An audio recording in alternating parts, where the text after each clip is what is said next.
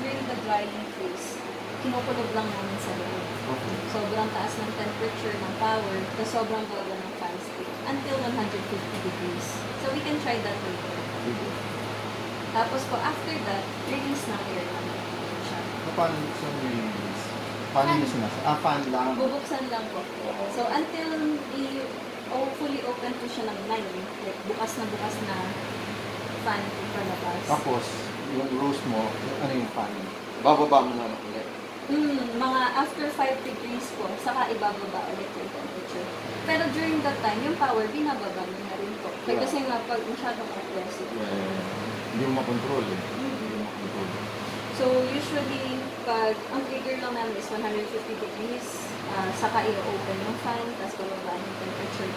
By 155, i-close ulit yung fan ng at least number 3 lang. Tapos, continuously, pababa na ng pababa yung temperature. So, para hindi rin lumampas ng 200 or 220 degrees. So, yun. Can try that later po. So far, yung aim po kasi ng roast is more on sweetness. Yes. Para po mas lumabas yung sweetness niya or yung body niya. Kahit light roast siya. Ayun. You can try that. Ay, medyo malayo pa ho pala. Just squeeze muna tayo, sir. 220 before i-drop. Actually, 180 tayo ngayon. Okay. Kasi naka 150 grams lang po tayo, sir. Sa amin yun, pwede naman mas mainit kung prefer nyo po. Pero for us, ano lang kasi sa hindi naman necessary na super init. Kung kaya naman pong matcha na change yung temperature.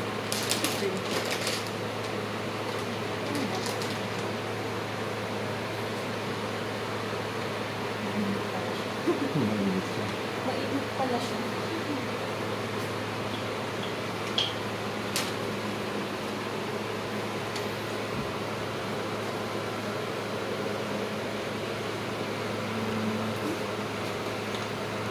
Baka may question kayo, sir, or something. Chat lang mo pala.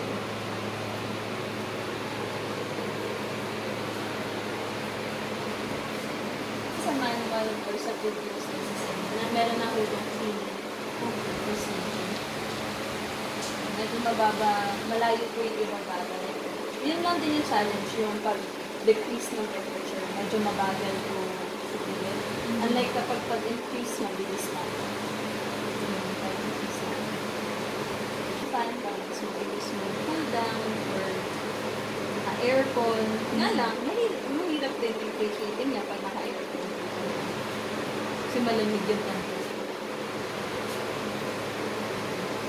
Usually din kami nasa 100 to 200 grams ng pag-nag-roast ng usually mga, ayun, Oo, Pampanga, mas malayo ko. Antipolo, Cavite. promising po kasi talaga, sir, kapag sample roaster. At yung beans. Ayan.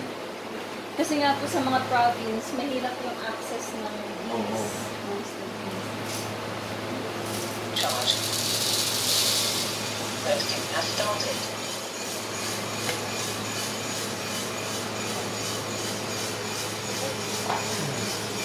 Arabica na to, sir, no? Arabic ka Opo, kaya. Sa amin nga lang po, magtataasan namin yung, since drying phase po siya, mataas po yung temperature namin. Pero yun nga po, pagdating ng 130, binababaan naman po namin para hindi na siya aggressive.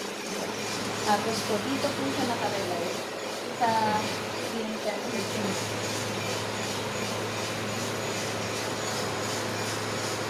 Pwede rin dito kayo baba yung temperature.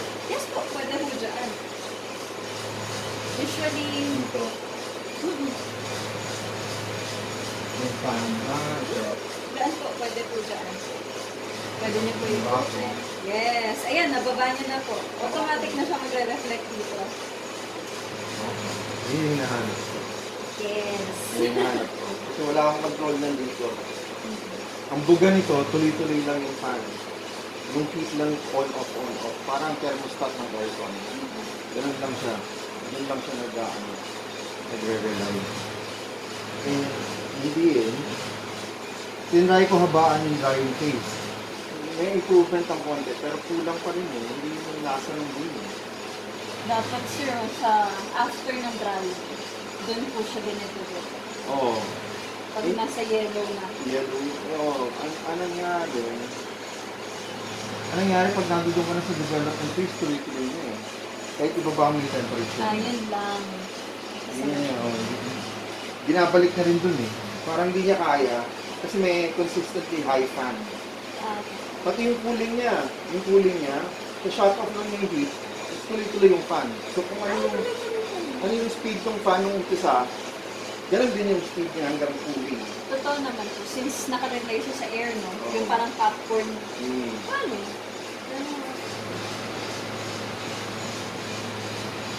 So far, maganda naman po yung takbo ng roasting natin.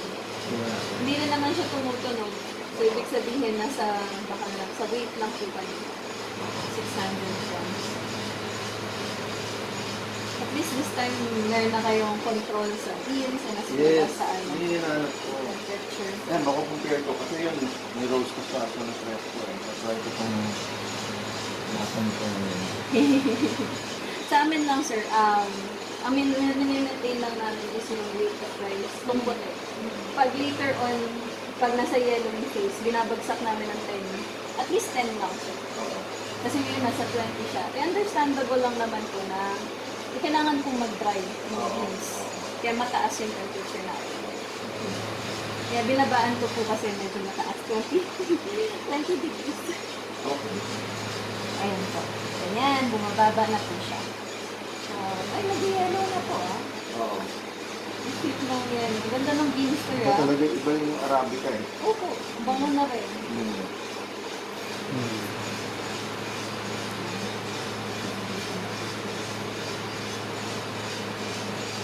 So from time to time, pwede mo siyang i-change yung preheat niya. Opo, pwede po. Basta ma-create mo lang yung recipe. Kunwari, ngayon, first batch mo, Vietnam. Next batch mo, Madagascar. Next batch mo, ano gano'n. Ang regulate lang namin. Usually pag medium, dapat kabagsak ko yung rate of rice.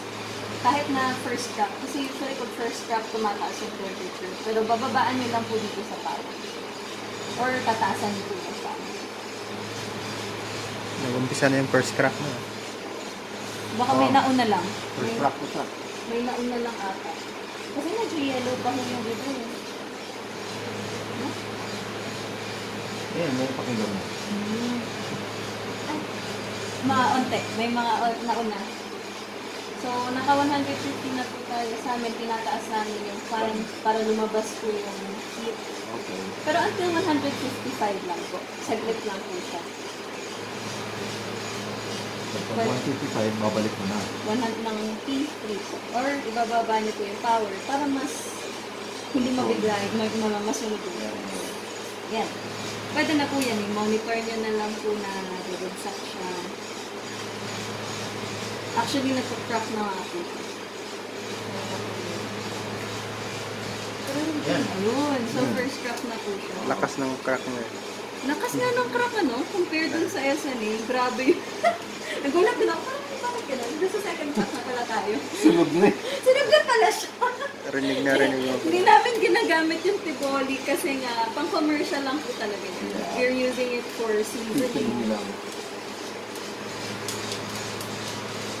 Ayun. So, na-enjoy niyo na po yung sound ng crack. Yes. Yung hindi natin marinig eh. Tuloy-tuloy lang siya. Ang maganda pong pang ano.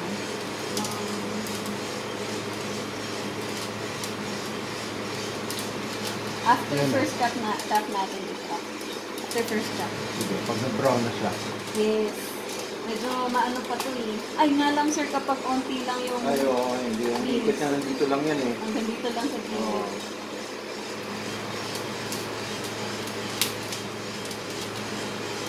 Ay, naka-D5 po pala ito. Bakit? Ano hindi pa yun? Yung drum speed. Maganda sir, D6. Sorry po talaga, nababaan. Okay lang, sakto. Ah, sige. Pwede po. Pero, during the roast, maganda ho kasi na ano na siya. Right set. 26. Okay naman po tayo. Pwede na siyang i-drop pagkatapos ng First crack. Tapos yung Facebook, ayun, nawawala na siya. Nalang kapag ganyang kaunting sample, sir, ang bilis niyang Bilis yan. mag-second crack eh. Nag-first crack pa yung iba, Oo. second crack. Second quarter pa yung second. So, pwede na po. Drop ko na. Ako. Open na lang po, sir. Ah. Yes. Yun! Go then. Go then. Feeling ko, sir, medyo nabagala natin sa drum. Sa drum. Okay. So, sa next, nasa D6 na lang ho tayo. Okay. So, hindi medyo pantay. Ideally, D6. Ideally. Ideally, D6. Kasi medyo mabagal po yung ikot niya. Hindi siya tumatagal. Whether or not, ano yung naman, may type 500 D6 dapat. D6. Sobrang bilis na ng D7 pataas. Okay. Baka mabigla naman po yung bilis niya. Okay. So, nakulangan ng talo din. Okay. Okay na po. Nakalabas na po lahat. We can try that later po. But, so far, okay na po ba tayo? Or may question pa po kayo, sir? Okay na. Try ulit tayo? Ano ba? Hindi man po. Try natin yan ng mayasa. Medium roast na tayo. Nasa medium na siya. Pero yung iba, maaga siyang